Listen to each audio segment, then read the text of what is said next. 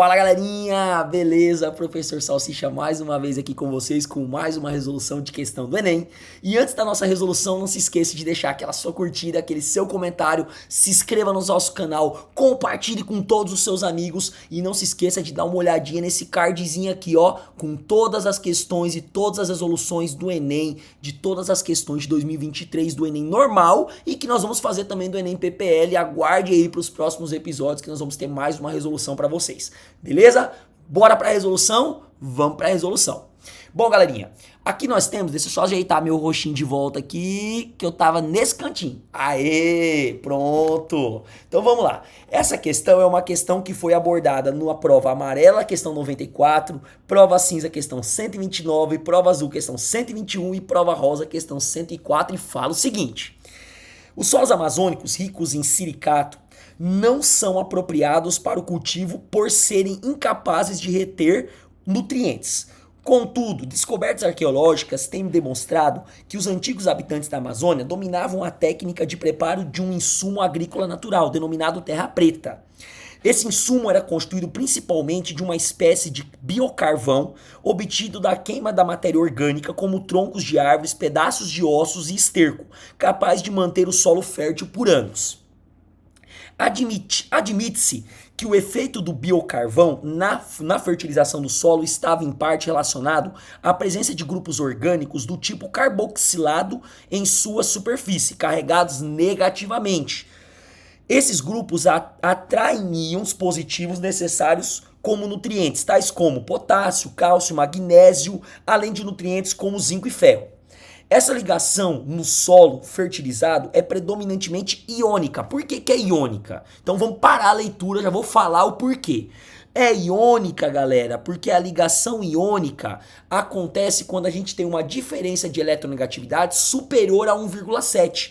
Ou, de um jeito mais simples, quando a gente tem a ligação de metal com ametal. Quando a gente tem a ligação de metal mais ametal, que é o mais simples de explicar, a ligação é iônica. Claro que se você tiver a diferença de eletronegatividade entre o metal e o ametal, você pode fazer também por diferença de eletronegatividade, que aí vai dar o seguinte: de 1,7 para cima é iônica, de 1,7 para baixo é covalente polar. E se for zero, que é quando a gente tem dois elementos que não tem diferença de eletronegatividade, como por exemplo o hidrogênio, que é o H2, que é o gás hidrogênio, aí você tem a ligação covalente apolar. Beleza, galerinha? Mas mais uma vez, de um jeito simples e rápido, metal mais ametal. Nesse caso, você pode perceber que ele está dando exemplos de possíveis metais, que é o potássio, o cálcio, o magnésio, o zinco e o ferro, que são metais, com o carboxilado, que funcionaria como ametal. Por isso que a ligação é predominantemente iônica. Beleza?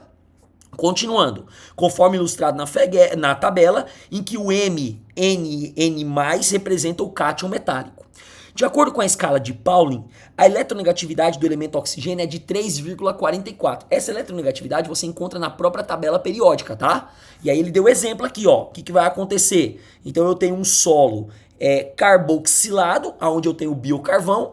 Esse cara vai atrair o metal e vai fixar o metal lá no solo, tornando o solo fértil. Beleza, galerinha? O quadro apresenta os valores de eletronegatividade de 5 elementos metálicos, no caso potássio, cálcio, magnésio, ferro e zinco. E ele fala assim, ó: o cátion que resultará na interação de maior caráter iônico. Gente, o caráter iônico está diretamente ligado à diferença de eletronegatividade. Então, quanto mais metal o meu metal for, ou seja, quanto mais eletropositivo, ou seja, menos eletronegativo o meu metal for, e quanto mais eletronegativo o meu metal for, maior é a diferença de eletronegatividade entre eles. E quanto maior a diferença de eletronegatividade entre eles, maior é o meu caráter iônico. Então o que eu vou fazer? A questão, ela te deu a eletronegatividade do oxigênio e te deu a eletronegatividade de todos os metais. O que você vai fazer? Você vai pegar e vai calcular a diferença entre eles. Então basta você vir aqui na tabela, certo?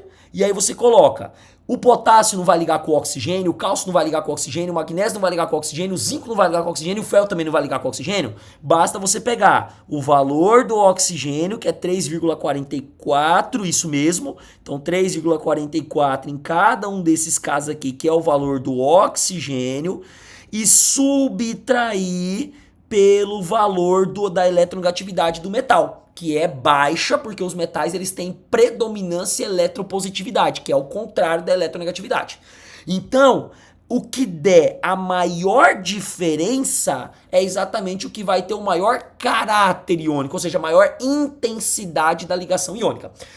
Gente, não precisa fazer muita coisa não. Só de você bater o olho, você já percebe que o potássio é o que vai ter a maior diferença de eletronegatividade. Por quê? Porque é o que tem o menor valor da eletronegatividade. Então, se eu pegar aqui 3,44 e subtrair por 0,82, a diferença de eletronegatividade vai dar 2,62, enquanto os demais vão ser uma diferença menor que esse valor. Portanto, o que tem maior caráter iônico, ou seja, a maior diferença de eletronegatividade entre os ligantes vai ser a letra A, que é a carboxila, que é o carboxilado, mais o potássio, que tem a maior diferença de eletronegatividade. Então, mais uma vez, quanto maior a diferença de eletronegatividade, maior é o caráter iônico. Quanto menor a diferença de eletronegatividade, menor o caráter iônico e maior o caráter molecular. Beleza, galerinha? Não se esqueçam disso. Qualquer coisa, tá? Dá uma revisadinha nesse vídeo.